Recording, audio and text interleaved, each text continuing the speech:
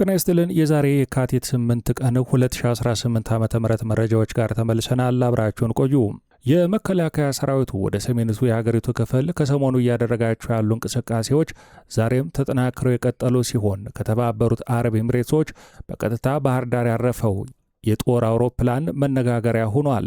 በሌላ በኩል ሩሲያ ሰራሽ ብረት ለበስ ተሽከርካሪዎች ከጅቡቲ ተነስተው የአፋር በረሃዎችን አቋርጠው ሲገቡ ታይተዋል።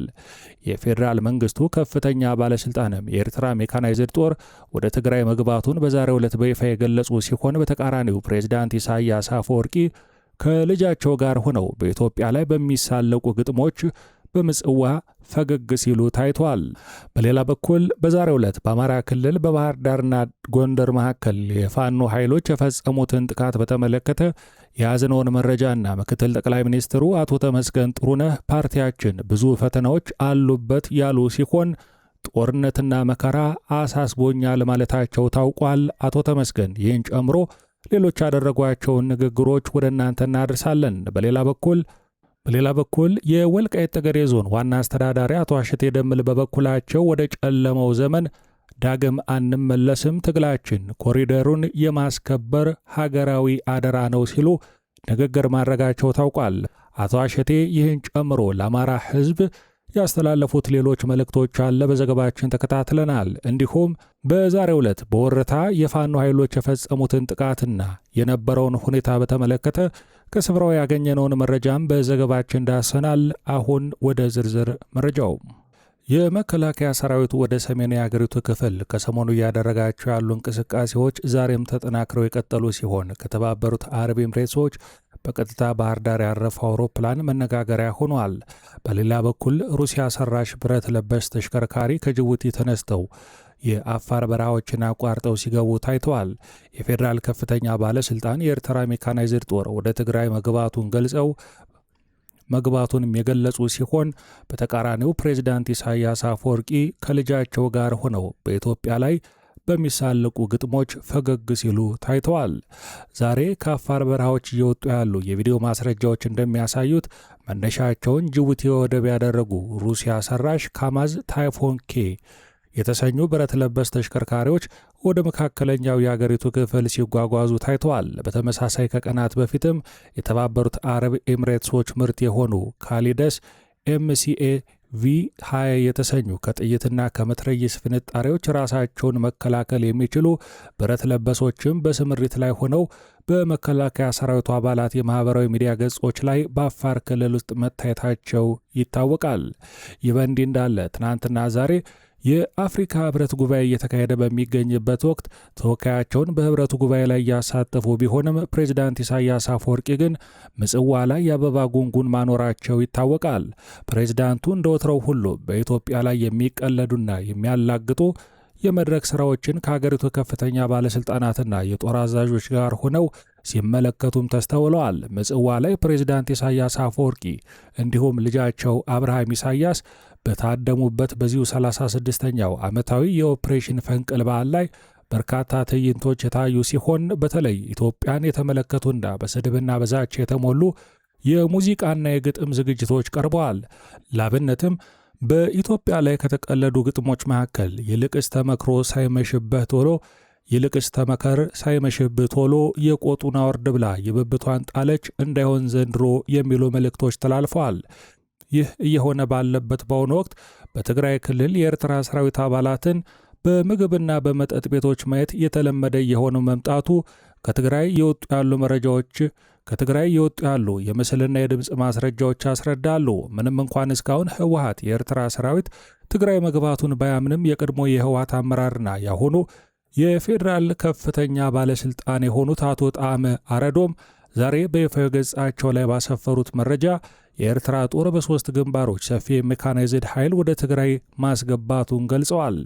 እንደ ባለስልጣኑ ገለጻ ከየካቲት 6 ቀን 2018 ዓ.ም ጀምሮ የኤርትራ ጦር ከፍተኛ ቁጥር ያለው የታጠቀ ኃይል በዛላምበሳ ሳቢያ በራማና በባድመ ሸምበል መስመሮች በኩል ወደ ኢትዮጵያ ግዛት ዘልቆ ገብቷል ብለዋል። በዚህ ስምሪትም ከ70 በላይ የተለያዩ የጦር ታንኮች፣ በርካታ ቁጥር ያላቸው የ122 የ130 እና የ155 ሚሜ መድፎች እንዲሁም ልዩ ልዩ ሞርታሮች መመደባቸውን አቶ ጣመ ይፋ አድርገዋል።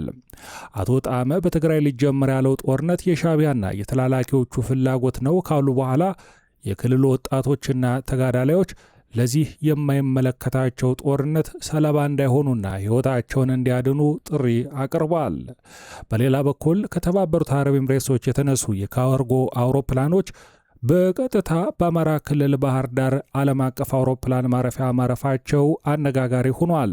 እንደ አውሮፓውያን አቆጣጠር የካቲት 14 ቀን 2026 የተነሱ የሳተላይት ምስሎች መነሻቸውን ኤምሬትስ ያደረጉ IL-76TD የጭነት አውሮፕላን በባህር ዳር አውሮፕላን ማረፊያ ወታደራዊ አውሮፕላን ማቆሚያ ሚሊታሪ አፕሮን ላይ ቆመው ያሳያሉ። አውሮፕላኑ የተነሳው በአቡዳቢ ከሚገኘው የተባበሩት አረብ ኤምሬቶች አየር ኃይል አልረፊ አየር ማረፊያ ነው። የኤምሬትስ መሪዎች ከኢትዮጵያ ጠቅላይ ሚኒስትር አብይ አህመድ ጋር ያላቸው ወዳጅነት አሁን ላይ የአደባባይ ሚስጥር መሆኑ የሚታወቅ ሲሆን ከቀናት በኋላ ወደ አዲስ አበባ የሚያቀኑት የቱርኩ ፕሬዝዳንት ራሲፕ ጣይብ ኤርዶጋንም ወደ ኢትዮጵያ ከመምጣታቸው በፊት ወደ ዱባይ እንደሚያቀኑና ከኤምሬትስ መሪ ጋር እንደሚወያዩ አናዶሉ የዜና ወኪል መዘገቡ ይታወሳል። አናዶሉ የዜና ወኪል የፕሬዝዳንት ኤርዶጋን የአዲስ አበባ ጉዞ በጠቅላይ ሚኒስትር አብይ አህመድ ግብዣ የሚካሄድ መሆኑንም በዚሁ ገልጿል። መከላከያ ሰራዊት ወደ ትግራይ አቅጣጫ እያደረገ ያለውን እንቅስቃሴ ተከትሎ ከአማራ ክልል የተወሰኑ አካባቢዎች ሰራዊቱን ማስወጣቱ የሚታወስ ሲሆን የፋኖ ኃይሎችም መከላከያ የለቀቃቸውን አካባቢዎች ለመቆጣጠር ፈጣን ጥቃቶችን መፈጸማቸውን ቀጥለዋል። በዛሬው ዕለትም በጎንደርና በባህር ዳር ከተሞች መካከል በሚገኘው የወረታ ከተማ ላይ ከሌሊቱ ጀምሮ በፖሊስ ጣቢያዎች ላይ ያነጣጠረ ጥቃት በፋኖ ኃይሎች መፈጸሙ ታውቋል። ቅዳሜ ሌሊት ለእሁድ አጥቢያ ከሌሊቱ 10 ሰዓት ጀምሮ የፋኖ ኃይሎች በወረታ ከተማና በዙሪያ ባሉ መውጫዎች በባህር ዳርና በደብረ ታቦር አቅጣጫ ጥቃት ከፍተው እንደነበረ ለማረጋገጥ ተችሏል። ይህን ጥቃት ተከትሎ እስካሁን በቁጥር ባይረጋገጥም በባህር ዳርና በደብረ ታቦር መውጫዎች እንዲሁም የጥቃቱ ዋነኛ ኢላማ በነበረው ፖሊስ ጣቢያ አቅራቢያ ሰዎች መሞታቸው ተረጋግጧል። በሌሊት የተቀሰቀሰውን ግጭት ተከትሎ ከሐሙሲትና ከአዲስ ዘመን ወደ ወረታ ከጎንደር ባህር ዳር ከባህር ዳር ጎንደር የሚወስዱ መንገዶች ላይም የተሽከርካሪ እንቅስቃሴ ተቋርጦ መቆየቱ የታወቀ ሲሆን መከላከያ ሰራዊቱም በከተማዋ ላይ በድሮን አሰሳ ካደረገ በኋላ በከተማዋ መውጫ አካባቢዎች ላይ የድሮን ጥቃቶችን መፈጸሙ ተረጋግጧል። በከተማዋ የነበረው ግጭት ከረፋዱ በኋላ የረገበ ቢሆንም ድንጋጤውና መሸበሩ ግን አሁንም እንደቀጠለ ነው። እስካሁን ወረታ ላይ የተከሰተውን ድንገተኛ ግጭት በተመለከተ ከክልሉ መንግስትም ሆነ ከከተማዋ አስተዳደር የተሰጠ መግለጫ የለም። ከቀናት በፊት በተመሳሳይ የፋኖ ኃይሎች በደቡብ ጎንደር ዞን ዋና መቀመጫ በሆነችው ደብረ ታቦር ከተማ ላይ ተመሳሳይ ጥቃት ፈጽመው እንደነበረ ይታወሳል። በጥቃቱ የጤና ተቋማትን ጨምሮ በርካታ ተሽከርካሪዎችና ተቋማት መውደማቸው የሚታወቅ ሲሆን የድሮን ጥቃቶችም ተፈጽመው እንደነበረ አይዘነጋም። የኢትዮጵያ ምክትል ጠቅላይ ሚኒስትርና የብልጽግና ፓርቲ ምክትል ፕሬዝዳንት አቶ ተመስገን ጥሩነህ የፓርቲው ማኒፌስቶና የምርጫ መወዳደሪያ ምልክት ይፋ በተደረገበት መድረክ ላይ ባደረጉት ንግግር ጦርነትና መከራ አሳስቦኛል ማለታቸው ታውቋል። አቶ ተመስገን ጥሩነህ እንዴትና ለምን በሚሉ ጉዳዮች ላይ ዝርዝር ማብራሪያዎችን ባይሰጡም መከራና ጦርነት የሰለቸው የኢትዮጵያ ሕዝብ በትክክል የሚመራ መሪ ካገኘ መስራትና ውጤታማ መሆን ይችላል ሲሉ ተናግረዋል። አቶ ተመስገን በተጨማሪም ጠላት ሲሉ የጠሯቸውን በስም ያልገለጿቸውን ኃይሎች ፈተናና ወጥመድ ዘርግተውብናል ያሉ ሲሆን እኛ ግን እነዚህን ፈተናዎች እንደ ሸረሪት ድር እንበጣጥሳቸዋለን ማለታቸውም ታውቋል። ፈተናዎችን አልፎ በመጓዝ በኩልም ፓርቲያቸው ብቃት እንዳለው በመድረኩ የተናገሩ ሲሆን ፓርቲያችን ብዙ ፈተናዎች አሉበት ያሉት አቶ ተመስገን ይሁን እንጂ ብዙ ፈተናዎች ቢኖሩበትም አቅሙ ግን ትልቅ መሆኑን ገልጸዋል። ይህ ንግግር የተሰማው ከቀናት በፊት ብልጽግና ፓርቲ በመጪው ምርጫ የሚወዳደርበትን የምርጫ ምልክት ባስተዋወቀበት ዕለት ነው። ወደ ጨለማው ዘመን አንመለስም፣ ትግላችን ኮሪደሩን በማስከበር ሀገርን የማዳን ነው አሉ የወልቃይት ጠገዴ ዞን ዋና አስተዳዳሪ አቶ አሸቴ ደምለው። የወልቃይት ጠገዴ ሰቲት ሁመራ ዞን ዋና አስተዳዳሪ አቶ አሸቴ ደምለው የአካባቢው ሕዝብ ወደ ቀድሞ የህወሓት አስተዳደር ወይም የጨለማ ዘመን ብለው በጠሩት የመመለስ ፍላጎት የለውም ሲሉ በድጋሚ ተናገሩ። ዋና አስተዳዳሪው ይህንን የተናገሩት በጎንደር ከተማ ከሰሞኑ በተመረቀውና የተከዜ አዳኝ መንገድ በተሰኘው መጽሐፋቸው የምረቃ ስነ ስርዓት ላይ ባደረጉት ንግግር ነበረም። አቶ አሸቴ በንግግራቸው ወቅት የአካባቢው ሕዝብ ለዘመናት የደረሰበትን ግፍና መከራ በመጥቀስ አሁን እየተደረገ ያለው የማንነት ትግል ምክንያታዊና ፍትሐዊ መሆኑን ገልጸዋል። ሕዝቡ ነፃነቱን ለማወጅ ያልታገለበት ጊዜ የለም፣ ትግሉም የማንነትና የህልውና ጉዳይ ነው ሲሉም ተናግረዋል።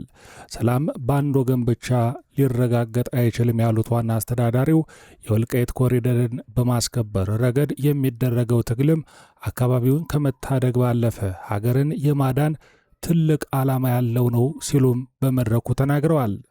እንዲሁም አቶ አሸቴ ደምል አማራ ክልል ውስጥ የሚታዩ ልዩነቶችን በማስወገድ ለትልቁ ዓላማ በጋራ መቆም ይገባል ሲሉ የተናገሩ ሲሆን ሐምሌ 5 ቀን 2008 ዓ.ም የተጀመረው የነጻነት ንቅናቄ ግቡን እንዲመታም ህዝቡ በአንድነት እንዲቆም ጥሪ አቅርበዋል። በመድረኩም